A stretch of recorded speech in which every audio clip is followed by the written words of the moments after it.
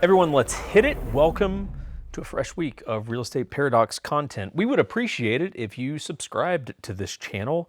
I'm supposed to, if I'm a good YouTuber, tell you to do that in every video. I forget about 90% of the time, but if you're seeing this and you have not subscribed, that would be great. And drop a comment if you're feeling just bold and spicy on this particular Tuesday.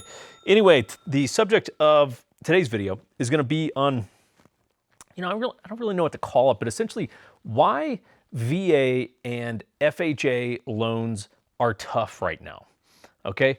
Most of the subject matter that we cover on this show, just so you guys know, is based on sort of real-time current events that are happening with clients of ours. And I just sort of pick and choose, hey, there's a little lesson that we picked up from working with that client, and we bring it to you. So it's fairly common that inside of the 1911 Syndicate real estate business, right, which has a couple divisions, but on the real estate side of house, it's fairly common that we have VA clients and somewhat common that we have FHA clients.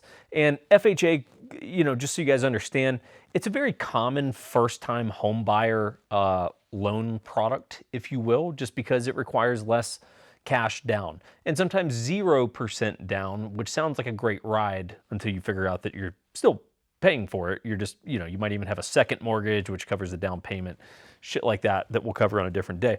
But those loan types are tough right now because here's the deal, guys. It's a seller's market, right?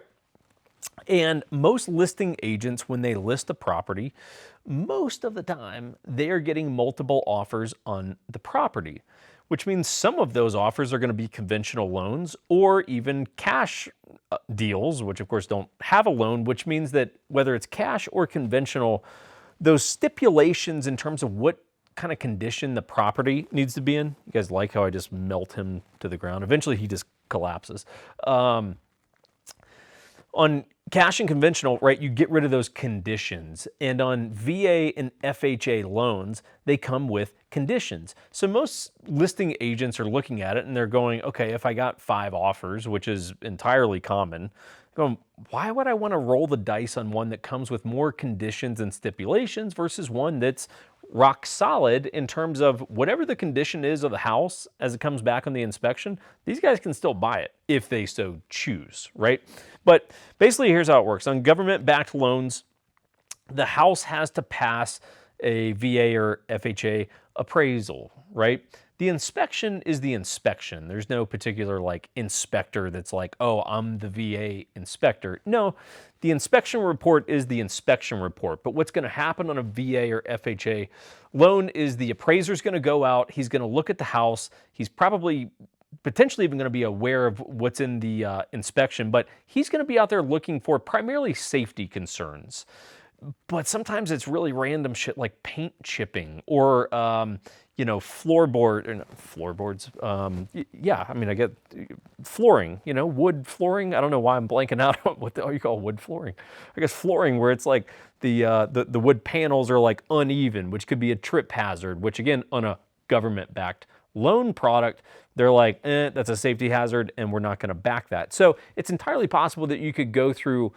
If a house is at like a fixer-upper, I always tell VA, FHA clients, stop, don't even look at it. Like, we don't even want to entertain this because the government loans are not too hot on fixer-uppers. And frankly, a lot of times they will flag it and just say, hey, look, you either cannot buy this house, we will not sign off on it, or they will come back with a list of conditions and say, hey, look, you can get the house and we'll meet the appraised or, the value that you're offering, but you have to list this or fix this list of 10 things. And then you as the buyer have to go to the seller and go, how are we going to handle this? Like, are you guys going to fix it? In the seller's market, they're probably gonna be like, yeah, we're not fixing any of that shit because we'll just go pick a different offer if that's the case. Like, we're moving out because we don't want to deal with fixing those things. So no, we're not going to do it. In which case, you as the buyer have to take that on to pay for getting those things fixed and then hope that it appraises. So there are some conditions attached to the loan. The other caveat, of course, is you're not really going to find out if the house is going to pass the appraisal until after you've already paid for the inspection and the appraisal. So now you're like $1,000 in the hole if the thing gets flagged. On condos and townhouses, usually there's an HOA attached to them. Those are pretty easy on the VA FHA side because typically it's the lender that would just look it up. He has some database or whatever the fuck where they can look this shit up and go, okay, the VA either approves or does not approve this particular development or HOA. But if it's a single family home, there's no data on that. So it's like, hey, you're going into this hoping that it's going to pass, which is what the sellers are also hoping, but none of you really know. So if there's multiple offers, you're at an automatic disadvantage because some of those offers probably are conventional, maybe even cash, and they don't have to deal with those conditions that you're going to have to jump through. So that's kind of why it's tough right now. I wrote something else down that, that frankly, like if we're being honest, a lot of times on VA and FHA, more so on FHA, is that the buyers just don't have a lot of cash to go above the purchase price. And so even if because that's part of the reason you do an FHA loan is because you are cash poor. Doesn't mean you are poor, that means you are cash poor. Like, I make money, I just don't keep a lot of it in cash, which is something you got to think about heading into the home buying process. You do want some cash on hand, but if you offer $5,000 over the listing price, can you guarantee that price? Like if the appraisal comes in $5,000 less, AKA the listing price, can you back up that $5,000? Which is typically, that's probably a no on most FHA, and VA is a little bit different because that's just, it's a different dynamic inside of that loan, but it's just considerations, right? So if you're ever wondering like, man, why are we struggling so much right now when I have a government-backed loan that would seem like an advantage? It's because right now it's a seller's market. And why do they want to be inconvenienced with your loan if they don't have to be? It's the harsh truth, guys, but it is the truth. And I like to think that's why you come here. I also like to think that you come here to learn about alcohol. So I'm particularly excited about this.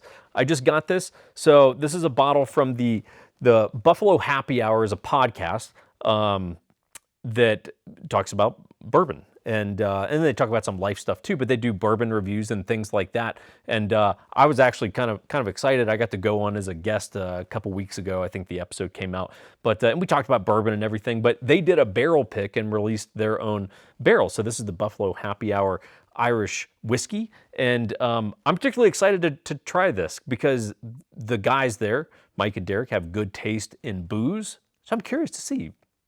They put their name on this, I'm going to assume it's probably awesome. So I'm quite excited to see it. I didn't even see, what's the proof on this bad boy?